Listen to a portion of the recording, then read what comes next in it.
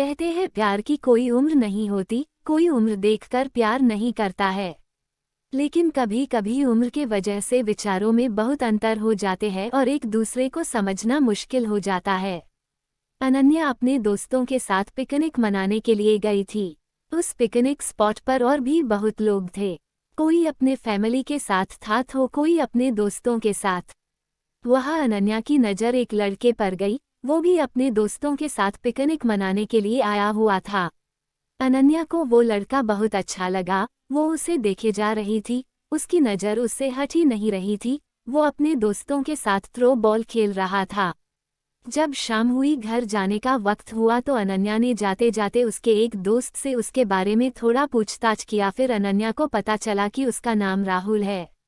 अनन्या घर जाकर उसे सोशल मीडिया पर ढूंढने लगी। राहुल उसे फेसबुक पर मिला। उसने तुरंत राहुल को फ्रेंड रिक्वेस्ट भेज दिया और इंतजार कर रही थी कब वो उसका रिक्वेस्ट एक्सेप्ट करेगा।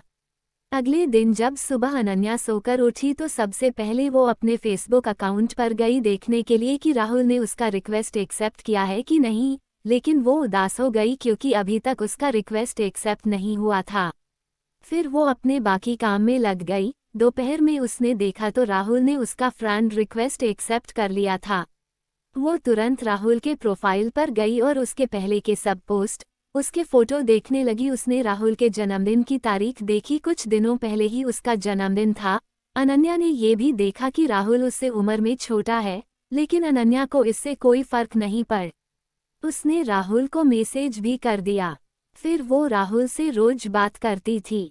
वो राहुल से उसके बारे में पूछती थी, उसकी पसंद नापसंद सब। राहुल मेडिकल की पढ़ाई कर रहा था। अनन्या की ग्रेजुएशन हो गई थी। एक दिन अनन्या राहुल के कॉलेज चली गई उसे देखने के लिए। वो कॉलेज के बाहर ही खड़ी थी, वो राहुल का इंतजार कर रही थी। राहुल अपने दोस्तों के साथ कॉलेज से बाहर निकला। उसके साथ 3 लड़कियां और एक लड़का था। अनन्या राहुल को लड़कियों के साथ देखकर बहुत बुरा लगा। अनन्या उसके पास नहीं गई, बस दूर से ही देखी। अनन्या ने घर आकर राहुल को मैसेज किया कि आज मैंने तुम्हें देखा। राहुल उस वक्त ऑनलाइन ही था। उसने पूछा कहा। अनन्या ने कहा आज मैं तुम्हारे कॉलेज आई थी। राहुल ने बोला आई थी तो मिली क्यों नहीं मुझसे।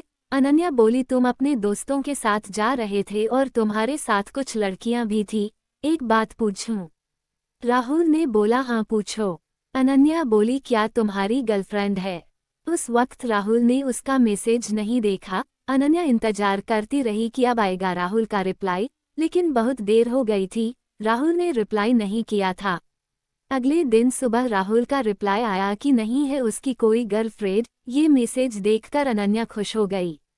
राहुल ने ये भी पूछा था कि क्यों पूछ रही हो ये। अनन्या बोली कुछ नहीं, बस ऐसे ही जानना था। अनन्या की बातों से राहुल को लगा कि शायद अनन्या उससे प्यार करती है। उसे भी अनन्या अच्छी लगती थी। ये जानते हुए भी अनन्या उससे उम्र में बड़ी है, फिर भी उसने कुछ दिनों बाद अनन्या को प्रपोज कर दिया। अनन्या तो मानो 7वें आसमान पे थी। उसे विश्वास नहीं हो रहा था कि वो जिससे प्यार करती है उसने सामने से खुद उसे प्रपोज किया है। वो खुद को दुनिया की सबसे खुशकिस्मत लड़की मानने लगी। वो नाच रही थी, खुशी मना रही थी, मानो कि अनन्या पागल सी हो गई थी। उसने राहुल को हाँ बोल दिया। वो दोनों रोज बातें करते, राहुल के कॉलेज के बाद मिलते थे, साथ घूमने जाते थे। उनके रिलेशन को लगभग 1 साल हो गए थे। राहुल का 3रा साल था मेडिकल में। अनन्या अब जॉब करती थी। जॉब की वजह से वो पहले की तरह रोज राहुल से नहीं मिल पाती थी। वो दिन भर जॉब में व्यस्त रहती थी और रात को फोन पर ही ज्यादा टाइम एक दूसरे से बात करते थे और रविवार के दिन दोनों मिलते थे। जैसे जैसे समय बीतता गया दोनों के बीच झगड़े होने लगे। राहुल उसे अब इग्नोर करने लगा था। वो अनन्या को दिन भर कुछ मैसेज नहीं करता था कि वो कहाँ है, कैसी है, उसने खाना खाया कि नहीं। अनन्या रात में जॉब से आकर राहुल को फोन करती थी, लेकिन उस वक्त भी बातें काम और झगड़े ज्यादा होते थे। अनन्या ने उससे बात किया। उसने पूछा तुम राहुल को जानती हो, वो इसी कॉलेज में पढ़ता है। वो बोली हाँ जानती हूँ, वो मेरा दोस्त है। फिर अनन्या ने उससे पूछा अभी क्या वो अपने क्लास में है। वो लड़की बोली नहीं, वो अपनी गर्लफ्रेंड के साथ आज घूमने गया है। ये सुनते ही अनन्या को जैसे दिल का दौरा ही पड़ गया। उसने खुद को संभाला और पूछा उसकी गर्लफ्रेंड है। वो बोली हाँ है ना, पिछले साल उनका ब्रेकअप हो गया था लेकिन अब फिर कुछ दिनों से दोनों साथ है। अनन्या ने उससे राहुल की गर्लफ्रेंड का नाम भी पूछा। उसने बोला प्रिया। ये सब कुछ सुनकर अनन्या को बहुत गुस्सा आ रहा था। वो सीधा अपने घर गई। वो बहुत रोई कि मेरे साथ ऐसा क्यों हुआ, क्या गलती थी मेरी, अगर वो किसी और से प्यार करता था तो मुझे क्यों प्रपोज किया, क्या मैं उसके लिए बस एक खिलौना हूँ। शाम को अनन्या ने राहुल को फोन किया। उसने पूछा कहाँ थे तुम पूरा दिन, सुबह से ना एक मैसेज ना एक कॉल। राहुल बोला मैं कॉलेज में ही था, पढ़ाई का टेंशन है थोड़ा। उस वक्त तो अनन्या चिढ़ गई और गुस्से में बोली ये प्रिया कौन है। राहुल कुछ सेकंड रुक गया फिर बोला कौन प्रिया। अनन्या बोली अच्छा तुम किसी प्रिया को नहीं जानते। वो बोला नहीं। फिर अनन्या बोली मैं उसी प्रिया के बारे में बात कर रही हूँ जिसके साथ आज तुम घूमने गए थे। ये सुनते ही राहुल ने कॉल कट कर दिया। अनन्या उसे फोन करती रही लेकिन वो फोन नहीं उठाया। अनन्या ने उसे मैसेज किया कि राहुल फोन उठाओ, मुझे बस मेरे कुछ सवालों के जवाब चाहिए। उसके बाद भी राहुल ने फोन नहीं उठाया। अनन्या ने उसे मैसेज किया कि कल मैं तुम्हारे कॉलेज आ रही हूँ, मुझे मिलना है। इस पर राहुल ने तुरंत रिप्लाई किया कॉलेज में नहीं, तुम मुझे कॉलेज से पहले एक गार्डन आता है वहाँ मिलो। वो नहीं चाहता था कि कॉलेज में उसका नाम खराब हो और उसकी गर्लफ्रेंड को कुछ पता चले।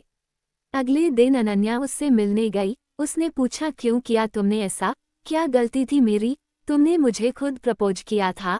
अगर तुम्हारी पहले से ही गर्लफ्रेंड थी, तुम उससे प्यार करते थे तो मुझसे प्यार का नाटक क्यों। फिर राहुल बोला जब मैंने तुम्हें प्रपोज किया था तब प्रिया मेरे साथ नहीं थी, लेकिन तुम अब अपने जॉब में व्यस्त हो गई थी।